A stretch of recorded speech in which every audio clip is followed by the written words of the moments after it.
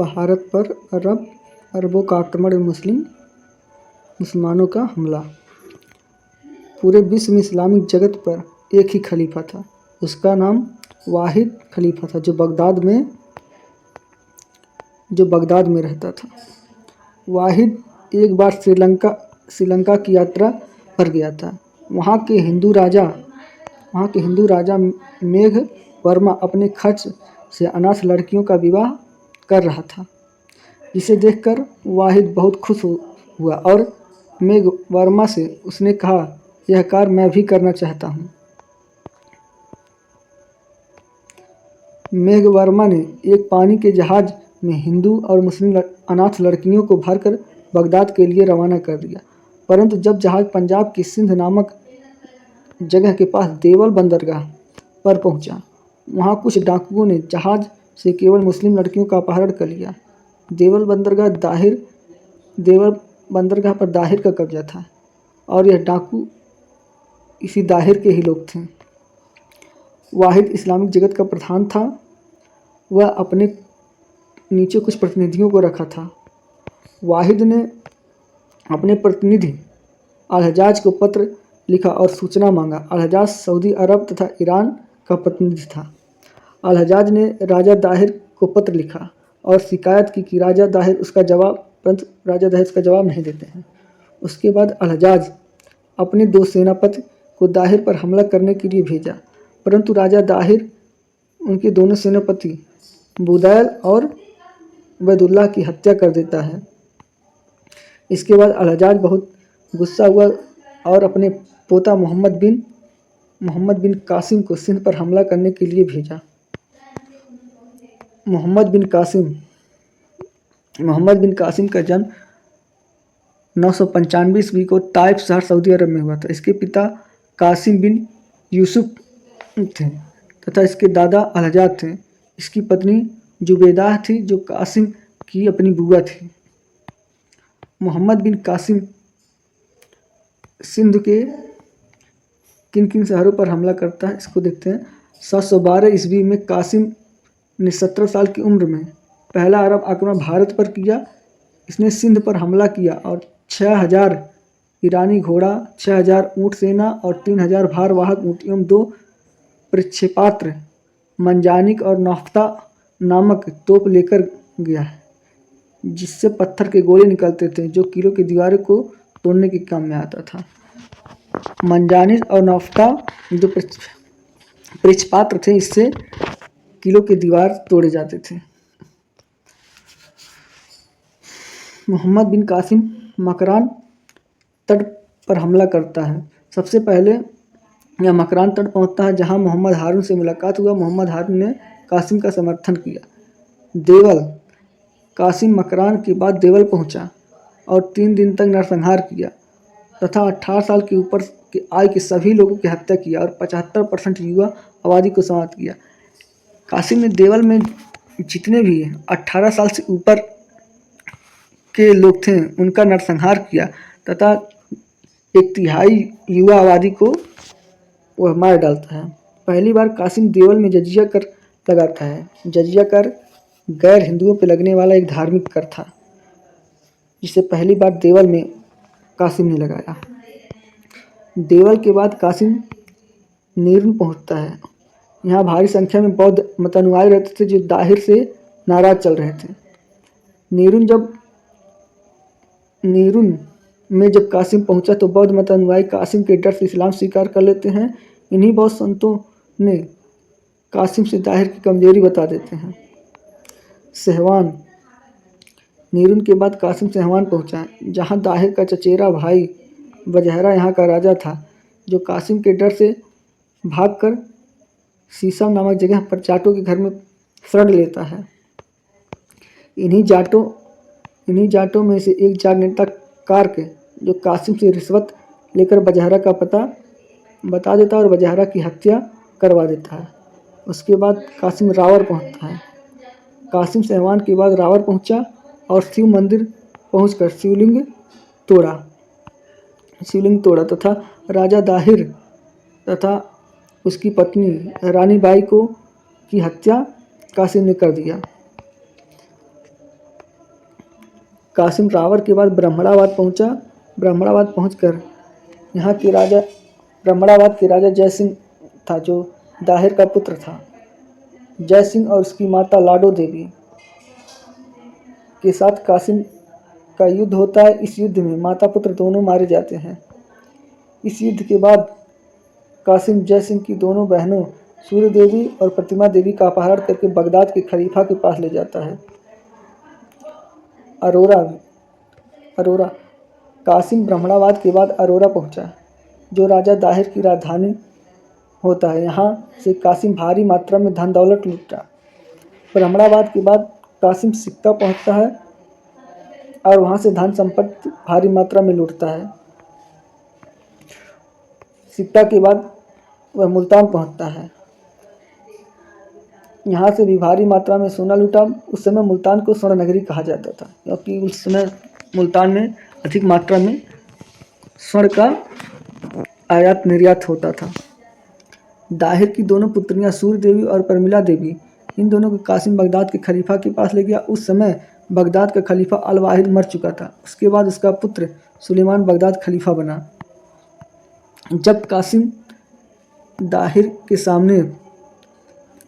जब कासिम दाहिर के दोनों पुत्रियों को सुलेमान के सामने लाया, तो उन्होंने कासिम पर इज्जत लूटने का आरोप लगा देती हैं, जिससे कासिम को बंदी बनाकर सजा दिया जाता है। भारत पर अरबी आक्रमण के प्रभाव। अरब आक्रमणकारियों के द्वारा भारतीयों को जलमार्ग का ज्ञान अरबियों से हुआ। भारत में खजूर की खेती, ऊँट पालन एवं दिरहन नामक चांदी का सिक्का आदि अरबियों का देन है। विष्णु शर्मा की पुस्तक पंचतंत्र का अरबी अनुवाद इब उल मुकलफा द्वारा कलील उल दिमना से किया। ब्रह्मगुप्त की गणित की पुस्तक ब्रह्म सिद्धांत का अरबी अनुवाद अल-फाजरी ने सिंध हिंद नाम से किया। ब्रह्मगुप्त की एक और पुस्तक खंड खंडवाहक का अरबी अनुवाद इब्राहिम पिंजरी ने किया। 9वीं शताब्दी में अरब निवासी अल-खारिज़मी द्वारा गणित के ज्ञान को पूरे अरब जगत में फैलाया गया। 15वीं शताब्दी में एवरार ने गणित के ज्ञान को पूरे यूरोप जगत में फैलाया। इस तरह भारत से अरब जगत में गणित का ज्ञान विभिन्न देशों तक पहुंचा। भारत पर तुर्कों का आक्रमण। पहला आक्रमणकारी महमूद गजनवी था। अफगानिस्तान में एक गजनी शहर था, उसी शहर के नाम पर इसका नाम गजनवी पड़ा था।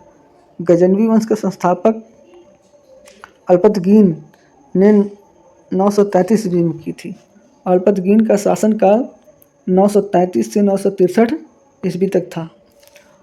अल्पतगीन की मृत्यु 963 ईस्वी में हो गया। इसके मरने के बाद गजनी वंश को 3 राजाओं ने संभाला। पहला शासक इसहाक था, उसके बाद बलतगीन था, उसके बाद पिरताई गजनी के राजा बने। पिरताई की मृत्यु के बाद उसका पुत्र सुबुक्तगीन एक नए वंश की स्थापना की। इस वंश की स्थापना 927 ईस्वी में हुआ था। सुबुक्तगीन का शासनकाल 977 से 998 ईस्वी तक रहा। सुबुक्तगीन की मृत्यु के बाद उसका लड़का महमूद गजनवी यामनी वंश का राजा बना। महमूद गजनवी का शासनकाल 998 से 1030 ईस्वी तक था। भारत पर पहला तुर्क हमला सुबुक्तगीन ने 998 ईस्वी में पंजाब के हिंदू राजा जयपाल पर किया।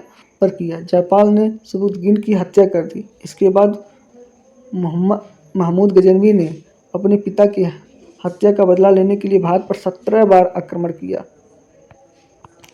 महमूद गजनवी के भारत पर आक्रमण करने का मुख्य उद्देश्य। महमूद गजनवी भारत पर 17 बार आक्रमण किया था, इसकी जानकारी हेनरी इलियट देते हैं। हेनरी इलियट के अनुसार गजनवी भारत पर 17 बार आक्रमण किया था। हैवेल के अनुसार गजनवी को यदि यह पता होता हैबल कहता है गजनवी को यदि यह पता होता कि भारत से ज़्यादा धन बगदाद में है तो वह पहले बगदाद पर आक्रमण करता। मोहम्मद जफर के अनुसार गजनवी का भारत पर आक्रमण करने का मुख्य उद्देश्य धन की प्राप्ति था, जबकि उत्तरी कहता है कि गजनवी का भारत पर आक्रमण करने का मुख्य उद्देश्य जिहाद था। अब मोहम्मद महमूद गजनवी का भारत पर आक्रमण, प्रथम आक्रमण। महमूद गजनवी भारत पर पहली बार आक्रमण 1000 ईस्वी में पंजाब के क्षेत्र पर करता है। यहाँ का शासक जयपाल था। गजनवी के डर से सिंध नदी के आसपास छिप जाता है। द्वितीय आक्रमण महमूद गजनवी ने भारत पर दूसरा आक्रमण 1001 ईस्वी में पुनः पंजाब के हिंदू राजा जयपाल पर किया और जयपाल को कैद कर लेता है और उसे छोड़ने के बदले में 2.5 लाख स्वर्ण सिक्का प्रति सिक्का 10 ग्राम का और 25 हाथियाँ तथा पंजाब के सभी किलों एवं शहर पर गजनवी के नाम कर दिया। जयपाल की राजधानी हिंद थी। जयपाल यह अपमान नहीं सह पाया और अग्निकुंड में कूदकर आत्महत्या कर लेता है। इसीलिए भारतीय इतिहासकारों ने जयपाल को ईश्वर का शत्रु कहा। भारतीय इतिहासकारों ने जयपाल की कायरता के कारण इसे ईश्वर का शत्रु कहा है। महमूद गजनवी का तृतीय आक्रमण। महमूद गजनवी 1004 ईस्वी में उच्च के राजा बाजरा पर आक्रमण करता है। बाजरा गजनवी के डर से सिंध नदी में कूदकर आत्महत्या कर लेता है। चतुर्थ अभियान। महमूद गजनवी 1005 में मुल्तान के शासक अब्दुल फतेह दाऊद पर करता है। अब्दुल फतेह दाऊद शिया धर्म को मानता था। गजनवी ने दाऊद को सुन्नी धर्म स्वीकार करने को कहा, परंतु दाऊद स्वीकार नहीं करता है, जिससे गजनवी ने दाऊद को हराकर मुल्तान से भगा दिया। उसी समय जयपाल का पोता आनंदपाल का लड़का नौसा शाह उर्फ सुखपाल मुल्तान में गजनवी के पास आता है और सुन्नी धर्म स्वीकार करने के लिए कहता है और सुन्नी धर्म स्वीकार कर लेता है और सुखपाल को मुल्तान का शासक महमूद गजनवी बना देता है। महमूद गजनवी का भारत पर पांचवा आक्रमण। महमूद गजनवी 1006 में सुखपाल के विरुद्ध आक्रमण करता है और गजनवी ने सुखपाल की हत्या कर देता है। छठा आक्रमण। गजनवी 1009 ईस्वी में जयपाल के बड़े पुत्र आनंदपाल के विरुद्ध करता है। इस युद्ध को छाछ का युद्ध कहा जाता है। इस युद्ध में दोनों की बराबरी होती है और दोनों के मध्य एक संधि होता है कि दोनों लोग आज के बाद एक दूसरे क्षेत्र पर हस्तक्षेप नहीं करेंगे। आनंदपाल अपनी राजधानी नंदन पंजाब को बनाया था। सातवां आक्रमण गजनवी 1009 ईस्वी में नागरकोट के ज्वालामुखी मंदिर पर हमला करता है। यह लक्ष्मी जी को समर्पित मंदिर था। महमूद गजनवी मूर्तियों को तोड़कर कीमती आभूषण लूट लिया। आठवां आक्रमण गजनवी 1010 में पुनः मुल्तान के शासक अब्दुल फतेह दाऊद पर करता है और उसे बंदी बनाकर उसकी हत्या कर देता है। नौवां आक्रमण गजनवी 1013 ईस्वी में हरियाणा के थानेश्वर में स्थित चक्रा स्वामी मंदिर पर आक्रमण करता है। यह मंदिर भगवान शिव को समर्पित है। गजनवी ने यहाँ से मूर्तियों को तोड़कर कीमती आभूषण लूटा। 10वां आक्रमण गजनवी 1013 ईस्वी में पंजाब पर हमला करता है। यहाँ पर राजा त्रिलोचन पाल जयपाल का छोटा पुत्र था।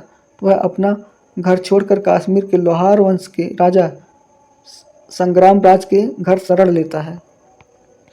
11वां आक्रमण गजनवी ने 1015 ईस्वी में कश्मीर के शासक संग्राम राज के खिलाफ था, परंतु दुर्भाग्यवश मौसम खराब होने के कारण उसे वापस लौटना पड़ा। 12वां आक्रमण गजनवी 1018 ईस्वी में कन्नौज के शासक जयपाल के खिलाफ करता है। जयपाल गजनी के डर से कन्नौज छोड़कर बहराइच जाकर छिप जाता है।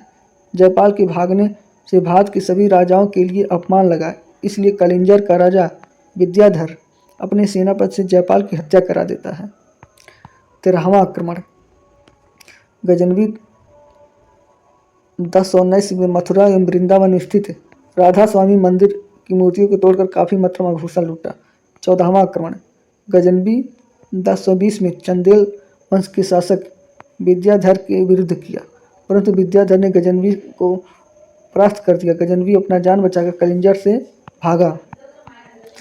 गजनवी का 15वां आक्रमण। गजनवी ने 1022 में पंजाब के हिंदू शासक आर्यारुक के खिलाफ किया। आर्यारुक गजनवी के डर से इस्लाम स्वीकार कर लेता है और अपनी जान बचाने के लिए गजनवी को ढेर सारा संपत्ति उपहार में दिया। 16वां आक्रमण। 16वां गजनवी ने 1015 में गुजरात में स्थित सोमनाथ मंदिर पर आक्रमण करता है। यह मंदिर भगवान शिव को समर्पित है। उस समय गुजरात का शासक भीम प्रथम, जो चालुक्य वंश का या सोलंकी वंश का था, गजनवी ने सोमनाथ मंदिर के मुख्य शिवलिंग को तोड़कर गजनी के जमा मस्जिद की सीढ़ियों पर लगवाया तथा 50,000 ब्राह्मणों की हत्या किया तथा 20 लाख दिनार की संपत्ति लूटा। 17वां आक्रमण। 17वां आक्रमण। गजनवी ने 1027 में गुजरात के जाटों के खिलाफ आक्रमण किया तथा जाटों को पराजित करके ढेर सारा संपत्ति लूटा। गजनवी की मृत्यु 1030 ईस्वी में गजनी शहर में हुआ। गजनवी के प्रमुख उपाधियाँ। महमूद गजनवी के प्रमुख उपाधियाँ: सुल्तान-ए-आजम, सिस्तान के राजा खलफ बिन अहमद को पराजित करने की खुशी में सुल्तान की उपाधि लेने वाला प्रथम मुसलमान था। महमूद गजनवी को इस्लाम के नायक के नाम से भी जाना जाता है। जबलिस्तान का सुल्तान कहा जाता है, इसे गाजी कहा जाता है, सीकन भी कहा जाता है। वो सीकन मतलब मंदिर को तोड़ने वाला। यामिन उद्दौला और यामिन उल मिल्ला भी कहा जाता है। यामिन उद्दौला मतलब साम्राज्य का दाहिना हाथ तथा यामिन उल मिल्ला मतलब साम्राज्य का संरक्षक। यह दोनों उपाधि महमूद गजनवी ने बगदाद के खलीफा अल आदिल बिल्लाह से लिया था। गजनवी के प्रमुख दरबारी उतवी। प्रथम दरबारी इतिहासकार उतवी था। इसकी रचना किताबुल यामिन या तारीख यामिन अरबी भाषा में है। बैहाकी, इसकी रचना तारीख सबूतगीन या तारीख मसूदी अरबी भाषा में है। फिरदौसी, इसकी रचना शहनामा है जो फारसी भाषा में है। शहनामा को अफगानिस्तान का महाभारत कहा जाता है। अहमद ख्वाजा महमूद गजनवी का वजीर था। उनसुरी यह एक कवि था। तुसी खुरसानी कवि था। फराबी यह एक दार्शनिक था। सैयद सलार मसूद गाजी यह महमूद गजनवी का प्रधान सेनापति था। तिलक और सेव नंदराय यह एकमात्र हिंदू सेनापति था। अलबरूनी गजनवी के दरबार में आने वाला पहला गजनवी के दरबार में आने से पहले अलबरूनी कजाकिस्तान के राजा के यहाँ राजनयिक पद पर काम करता था। इसका वास्तविक नाम अबू रेहान मोहम्मद अलबरूनी था। 1017 ईस्वी में गजनवी ने कजाकिस्तान पर हमला किया और यहाँ के राजा की हत्या करके अलबरूनी को 1028 में कन्नौज लेकर आया। अलबरूनी गजनवी के साथ भारत आने वाला प्रथम इतिहासकार था। अलबरूनी का प्रसिद्ध पुस्तक किताबुल हिंद या तहकीकात हिंद अरबी भाषा में लिखा गया है। इस पुस्तक में अलबरूनी भारतीय समाज और भारतीय संस्कृति का वर्णन किया है। इस पुस्तक में अलबरूनी ने बताया, भारतीय अहंकारी हैं, इन्हें भारतीय होने पर घमंड है। भारतीयों को लगता है कि हमारे भारत जैसा देश दुनिया में और कोई नहीं है।